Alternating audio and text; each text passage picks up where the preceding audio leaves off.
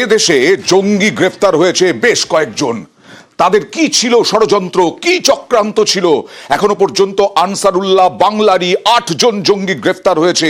মুর্শিদাবাদ থেকেও একজন গ্রেফতার হয়েছেন। সুইসাইড স্কোয়াড গড়ার চক্রান্ত ছিল।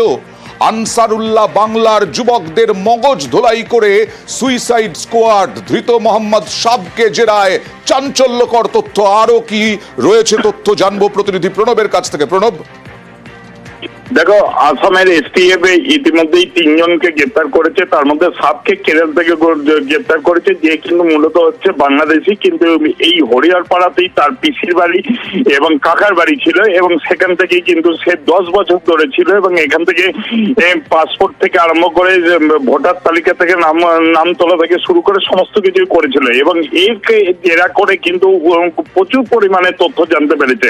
মূলত ভাবে এই জেএমবি জঙ্গি সংগঠনের সঙ্গে যুক্ত ছিল, এবং বিহার ঝাড়খণ্ড থেকে তোমার আগ্নেয়াস্ত্র জোগাড় করা এবং ছেলেদেরকে রীতিমতো ভাবে মডিউল তৈরি করে স্কোয়াড তৈরি করার আর কি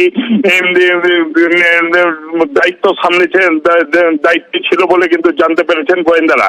এবং শুধু তাই নাই, এই সাবের যে বোন সাইদা, সেও কিন্তু এসেছিল এবং এখানেই সে বিয়ে করে, এবং তারপর কিন্তু সে এক সময় বাংলাদেশে থেকে সীমান্ত পার হয়ে আসতে গিয়ে পুলিশের হাতে, লালগোলা থানার পুলিশের হাতে ধরা পড়ে, এবং তারপর জেলও খাটে। তারপর আবার ছাড়া পেয়ে সে বাংলাদেশ চলে যায়। তারপর এখানে এসে সে বিয়ে করে এবং তার 2টো বাচ্চা হয়। তারপর কিন্তু সে আবার চলে যায়, দিয়ে তারপর কিন্তু সক্রিয়ভাবে এই জামাত গোষ্ঠীর সঙ্গে কিন্তু যুক্ত ছিল বলে কিন্তু জানতে পেরেছে। এবং পুরোটাই যে দুজনকে, মিনারুল এবং যে তোমার আরো একজনকে যে গ্রেফতার করেছে, তাদের যে মাদ্রাসা, হরিয়ারপাড়ে যে মাদ্রাসা খুলেছিল, সেই মাদ্রাসাতেই কিন্তু এই ধরনের কার্যক্রম চলতো বলে কিন্তু গোয়েন্দারা কিন্তু জানতে পারছে, এবং এই 3 জনকে মুখোমুখি বসিয়ে প্রচুর পরিমাণে তথ্য পাচ্ছেন বলে কিন্তু এসটিএফ সূত্রে জানতে পারা যাচ্ছে। অবশ্যই বাংলাদেশে কিছুই হচ্ছে না, বাংলাদেশে দাগী অপরাধীরা মুক্তি পাচ্ছে, আর এদিকে ভারতে চক্রান্ত জঙ্গিদের।